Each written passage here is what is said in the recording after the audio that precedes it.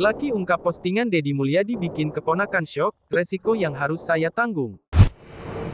Bupati Indramayu Laki Hakim mengaku menerima apapun keputusan dari Wamendagri dan masukan serta teguran dari Gubernur Jabar Deddy Mulyadi. Dia pun tak mempermasalahkan ketika Deddy Mulyadi menegurnya lewat sosial media dan dia menerima dan meminta maaf. Karena dia salah tafsir soal libur pejabat daerah. Sebenarnya saya itu bagian kesalahan saya. Tetapi karena di foto itu ada keponakan saya yang masih SD dan SMP, mereka nama anak kecil pada syok malu pada teman-teman. Namun itu bagian dari resiko yang harus saya tanggung, jelasnya. Diakui Laki, ketika dia mendapatkan teguran itu, dia langsung menghubungi Deddy Mulyadi dan menjelaskan secara teknis. Dia tidak menggunakan uang negara dan fasilitas negara.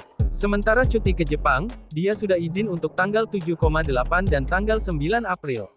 Sementara dalam persepsinya tanggal 2-7 itu cuti bersama. Ketemu dengan Pak Wamen, saya jelas kronologi tentu itu hal teknis, saya tidak menggunakan anggara, semua uang pribadi, tidak menggunakan fasilitas apapun. Saya memastikan tidak memakai uang negara, ujarnya.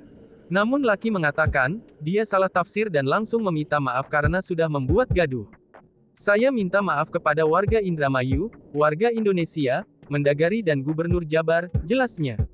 Sementara itu, Deddy Mulyadi memuji jiwa kesatria Laki Hakim, telah melakukan pemeriksaan oleh Irjen Kemendagri dan yang paling utama adalah Bupati Indramayu secara kesatria mengakui kesalahan dan itu adalah sikap yang sangat baik untuk seorang pemimpin, jelasnya.